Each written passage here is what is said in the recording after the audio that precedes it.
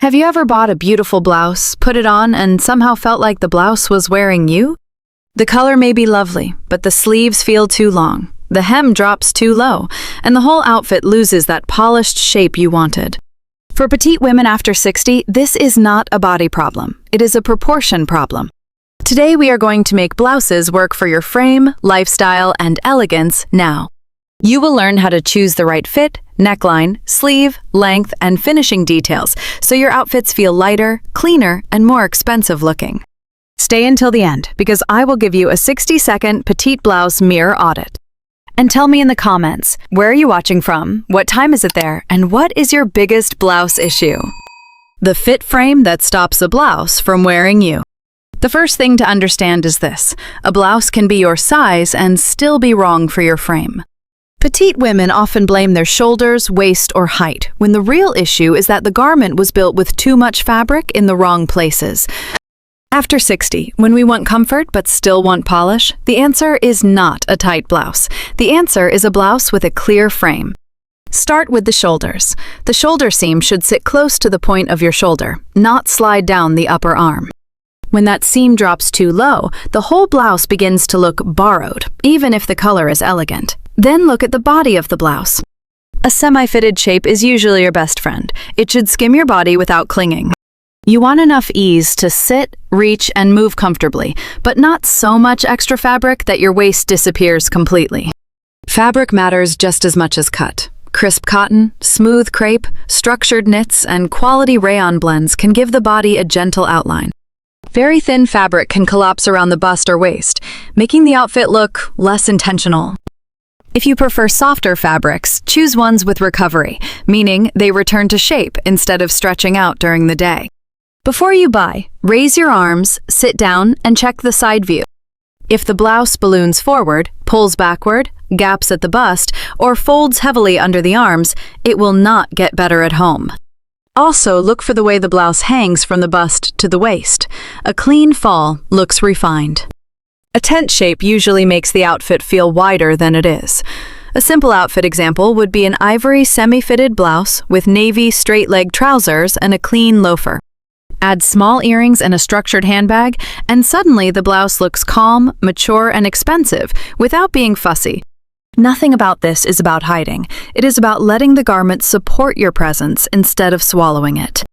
Before you check the tag, check whether the blouse gives your body a frame that opens the face and lengthens the upper body. Now let us talk about the neckline, because this is where many petite blouses either lift the whole outfit or quietly compress it. A high, closed neckline can make the upper body look shorter, especially when the blouse also has long sleeves or a long hem.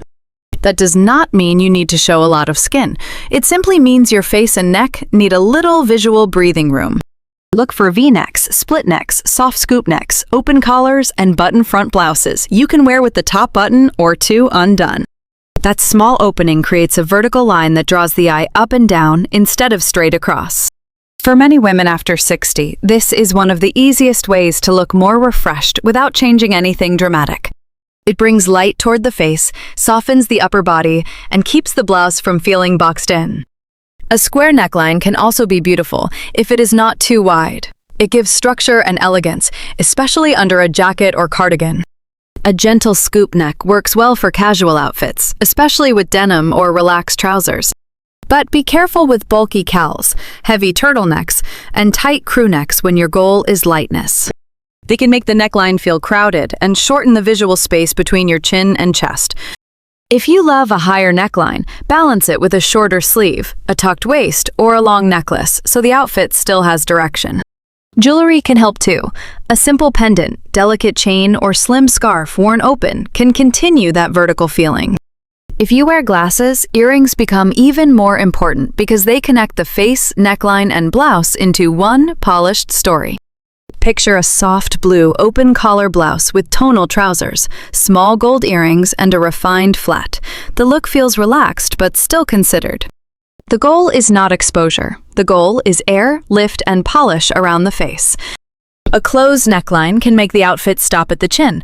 An open neckline lets the eye travel. That gives petite legs more presence. The next formula is waist and length, and it can completely change how petite legs appear in a blouse outfit. Many women leave blouses untucked because they believe it is more forgiving. Sometimes it is, but if the blouse is too long, it can cut the body at the hip or thigh and make the legs look shorter. Waist definition does not have to mean tight clothing. It simply means the outfit knows where the top ends and the bottom begins. For petite women, a blouse that hits around the hip bone or just slightly below is usually the easiest to style. If the blouse reaches mid-thigh, it may create bulk when tucked and heaviness when left out. When you are shopping, try the blouse with the kind of pants or skirt you actually wear, not just with the jeans you happen to have on that day. Use high-rise or mid-rise bottoms whenever possible. A full tuck works beautifully when you want a polished look for church, dinner, or a meeting. A front tuck is better for casual days because it gives shape without feeling too formal. If you want comfort around the stomach, try a soft blouse over tuck. Tuck the blouse in, then gently lift a little fabric so it skims rather than pulls. Belts can help, but keep them refined. A slim belt or tonal belt usually works better than a wide, high-contrast belt on a petite frame. If the belt creates a harsh line across your middle, choose a belt close to the color of your blouse or pants. If you love a blouse but the length is wrong, consider a simple hem. Taking off even 2 inches can change the entire proportion. Also, watch the back view. A blouse can look perfect from the front and still hang too low in the back, especially if you are wearing flats. The goal is not to expose more of the body. The goal is to let your legs have visual presence. Try one blouse 3 ways this week: full tuck, front tuck, and soft blouse over tuck. You may discover the blouse was never wrong. It was just waiting for the right proportion and balance. The quiet detail that makes a blouse look tailored. Sleeve length is one of those quiet details that can make a blouse look tailored, even when it came straight from the store. On a petite frame, full-length sleeves often run too long. When fabric covers the wrist or slips over the hand, the blouse can look unfinished, almost as if it belongs to someone taller. That is why bracelet sleeves and 3/4 sleeves are so powerful. They reveal the wrist, which brings lightness to the arm and makes the whole outfit look more deliberate. The wrist is a naturally graceful point, and showing it can make a blouse feel cleaner, especially after 60 when we want elegance without fuss. When shopping, check sleeve length as seriously as you check the bust or shoulders. If the sleeve is meant to be full length, the cuff should stop neatly at the wrist bone. If it pulls over your hand, it will probably bother you every time you wear it. If you already own blouses with long sleeves, roll them with intention. Make one even cuff, then another if needed. Avoid pushing the sleeves up into a messy bunch around the elbow, because that adds bulk exactly where you do not want it. For warmer months, a 3/4 sleeve in cotton, linen blend, or smooth poplin can look fresh without feeling bare. For cooler months, a bracelet sleeve under a blazer or cardigan keeps the arm line clean and prevents fabric from bunching at the wrist. If your blouse has a beautiful cuff, let it show. That small finish can make the whole outfit feel more expensive. Even a tailor can shorten sleeves fairly simply, and that small adjustment can rescue a blouse you already love. A bracelet sleeve blouse with slim trousers, a watch, and a refined flat can look instantly finished. The watch or bracelet makes the shorter sleeve look intentional, not accidental. Picture yourself lifting a cup of coffee and seeing a clean cuff, a graceful wrist, and an outfit that looks quietly complete. That make the whole outfit feel taller and cleaner. Petite styling is often about one simple question: where does the eye travel first, and where does it continue? When a blouse has too many horizontal details, the eye stops and widens. When it has vertical details, the eye moves, and the outfit feels taller, cleaner, and more graceful. This is not about changing your body. It is about directing attention with better outfit architecture. Look for vertical button plackets, narrow pin tucks, soft pleats, center seams, or a subtle vertical print. These details do not need to be dramatic. In fact, the most elegant ones are usually quiet. A blouse with tiny vertical pin tucks down the front can do more for petite proportions than a loud print ever could. A row of buttons, a narrow seam, or a soft fold can create direction without shouting. You can also create vertical lines with styling. Wear a button front blouse slightly open over a matching tank. Add a pendant necklace that falls below the collarbone. Let a long scarf hang open instead of tying it tightly around the neck. Wear an open blazer or cardigan that creates two clean lines down the front of the body. If you enjoy layering, keep the inner and outer pieces close in color so the vertical line stays smooth. Be cautious with heavy horizontal stripes, wide chest bands, oversized pockets, and sharp color blocks that cut across the torso. If you love prints, choose smaller or quieter patterns so the blouse does not overpower your frame. Large florals can be beautiful, but if the print is bigger than your features, it may wear you instead of supporting you. When in doubt, a solid blouse is always a graceful choice because it creates one uninterrupted field of color. For example, pair a blouse with vertical pin tucks with straight leg pants, or wear a tonal blouse under a long open cardigan. The outfit becomes calmer immediately. You can still have personality, color, and softness. You are simply choosing details that move with your frame. When the eye moves vertically, the whole look feels taller, more polished, and more expensive. The polished petite blouse formula. A blouse does not create elegance by itself. The surrounding pieces decide whether it looks intentional or simply like another top pulled from the closet. For petite women after 60, the most reliable finishing strategy is tonal dressing. That means your blouse and bottom live in the same color family, creating one smooth visual line. Try navy with navy, ivory with camel, soft gray with charcoal, cream with beige, or light blue with deeper blue. High contrast can be beautiful, but when a white blouse meets black pants at the waist, the eye stops right there. Tonal dressing lets the eye continue, which often makes the body look longer and the outfit look more expensive.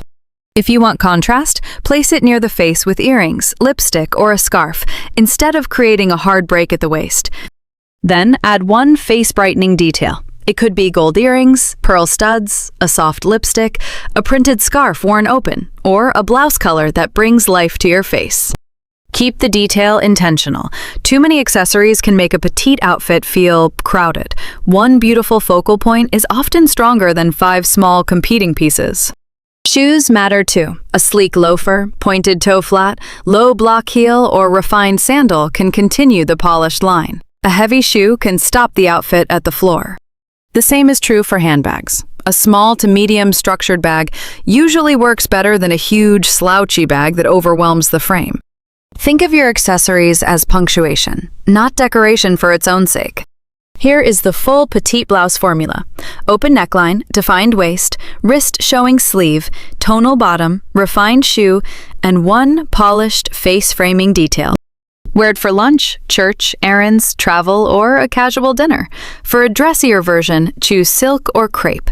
For an everyday version, choose cotton or a smooth knit. The principle stays the same. You are creating one clean story from face to shoes, not a collection of disconnected pieces competing for attention. It is simple, graceful, but it looks considered. Tell me in the comments, do you prefer tonal dressing, contrast dressing, or a brighter blouse near your face? Bonus, the 60-second petite blouse mirror audit. Here is your 60-second petite blouse mirror audit. Use this before you buy a blouse, and use it before you leave the house. First, do the face check. Does the neckline open and brighten your face, or does it make everything feel closed in? Second, do the shoulder check. Does the seam sit close to your shoulder point, or is it sliding down your arm? Third, do the sleeve check. Can you see your wrist, or is your hand being swallowed by fabric? Fourth, do the waist check. Can the blouse be tucked, shaped, or lightly bloused without creating a bulky middle? Fifth, do the length check. Does the hem hit around the hip area, or does it drop so low that your legs seem shorter? Sixth, do the fabric check. Does the fabric skim and hold shape, or does it collapse, cling, or wrinkle the moment you move? Finally, do the full outfit check. Look at your blouse, bottom, shoes, bag, and jewelry together. Are they telling one clean vertical story, or are they fighting each other? This is especially important when shopping. Try the blouse with the type of pants or skirt you actually wear. Take one front view and one side view. Do not buy it only because the color is pretty, if the proportions are working against you. This audit helps you stop blaming your body and start reading the garment. That is where real style confidence begins. Being petite after 60 is not a limitation. It simply asks for more intentional proportion. You do not need to disappear into oversized fabric, and you do not need to dress younger to look elegant. You need a better frame, a more open neckline, a cleaner waist, the right sleeve, vertical direction, and polished finishing. If this helped you, comment "polished, not hidden" below and tell me your hardest blouse issue. Like this video, subscribe, and tap the bell for more elegant style after 60.